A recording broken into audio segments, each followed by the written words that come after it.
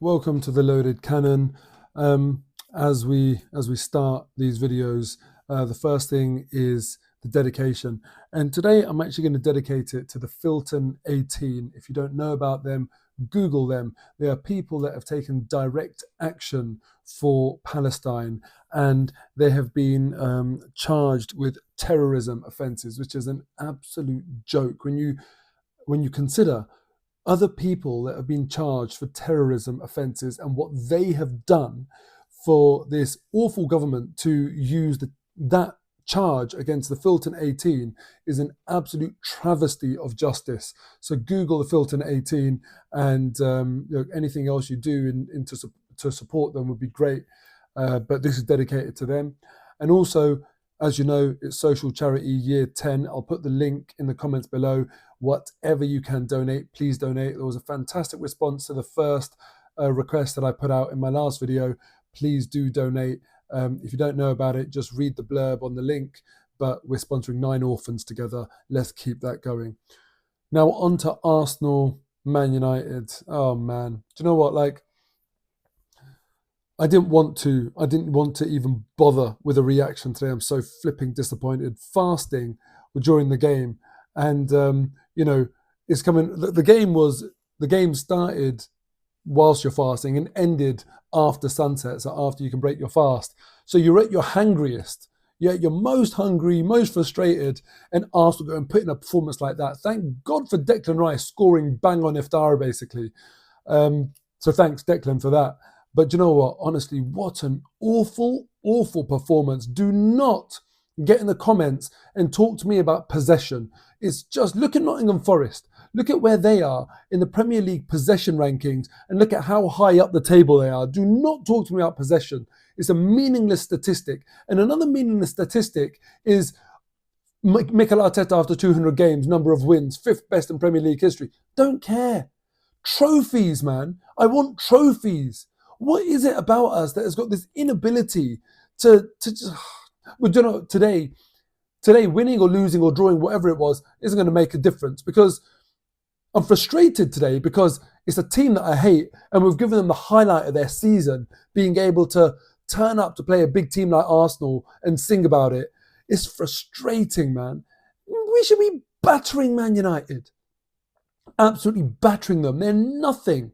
And we knew we wouldn't lose. Like, don't get me wrong, even though they took the lead, and we'll talk about their goal, I obviously knew we weren't going to lose. We weren't going to lose to that shower. But we should be battering them. It's an embarrassment that we can't do that. I don't know what happens to us when we play them sometimes. Have we lost all respect for them? Is that what it is? We look at them in a relegation battle and we think to ourselves, oh yeah, we don't need to try. No, this is the Premier League. Even the worst teams like them, they're still going to put up a fight. They're still going to get 8, 9, 10 men behind the ball. Really, really annoying. To lose to such it feels like a defeat. To draw to such an average team is really, really annoying. Now let's talk about that first goal. I mean, what was David Raya doing? Visually, it's easy to say this in hindsight, but visually you can see he was way too far. I almost think, do you know what he was doing? He was calling Bruno Fernandes's bluff, basically saying, try and get it over the wall. But why? Why are you doing that? You've literally made it so easy for him. There is nowhere near the post. It's like so far inside the post, and you've taken a step and then you've dived and you've still got nowhere near it. That has got to tell you how awful your starting position was. Think about that again. Your starting position is so bad that during the run-up, you've taken a step and then you've dived and then you're still nowhere near it. He got it so wrong. And that free kick from Bruno Fernandes, I mean, come on, for God's sake, it's not even in a corner. It's not miraculous. It's a good hit, fair play to him, but it's not a goal that we should be conceding. Awful from David Raya, but then you see the best of David Raya. The save from Mazraoui, wow. And then the save from Bruno Fernandes. He's thrown himself across the goal, anticipating where that ball's going to go, and then managed to get up and claw the ball away. Unbelievable goalkeeping. So on balance, you look at it and you still say, look, he's had a fantastic season. Just really frustrating that he cost us today. And then our goal, Declan Rice, he had a really, really good performance. A goal to help us equalise, and then a goal-saving tackle on Rasmus Højlund. Yes, who Højlund can't even hit a barn door, don't get me wrong, and is just completely unaware, not a refined, polished striker at all. But, if you let him have the time and space, he will put that in the net. And Declan Rice, the way he came back and managed to get that goal-saving tackle in, he had a really good game. Other than him, though, there weren't enough people that had a good game. Martin Ødegaard looked busy, lacked cutting edge. Did take on a couple of shots, but, again, I wanted more from him. Unfortunately, Ethan Ranieri, look, he's got unlimited potential. He's got such a special relationship with the ball, but today it just didn't come off for him. And we can't rely on him. We cannot kind of say with Ranieri that, I'm not going to grumble too much. He's a 17-year-old, unbelievable talent, beautiful to watch, but today wasn't his day. So, what can we say there? What's interesting, though, is when we look at the game and we think, right, now we need to win this game, who do we bring off the bench? Instead of Raheem Sterling, it's Kieran Tierney. And I'm not going to be dishonest. When we signed Raheem Sterling, I was happy about it. I was really excited about it because I thought, Premier League winner, he's been there and done it, and I really, really thought he would have moments in the season where he would really come good. But, to me, this tells us all, Arteta has just lost faith, absolutely lost faith in him. It was nice to see Martinelli back, but for Raheem Sterling to not get off the bench and Kieran Tierney to come on, and to be fair, Tierney put on a good chance for Trossard. It's a shame that we couldn't convert that. But, that's pretty damning. In truth, when I look back at this game, first half was absolutely awful. Second half, throughout the whole game, we did not do enough. Yes, we had touches in the box, etc., but nothing. We need a goddamn striker. And in a way, maybe it's a blessing in disguise. Against West Ham, no goals. Against Forest, no goals. Against Man United, 1 goal. The blip in the Champions League, and I've said it a million times before, our game is suited to Champions League football. They try and play. Unlike the Premier League, Man United were very, very defensive today, and they have to be. They're coming up against quality opposition, and they are pretty bog standard. They are going to be thrilled with a draw, and they've achieved that. So you can't criticise their tactics. But that's what you're going to get in the Premier League.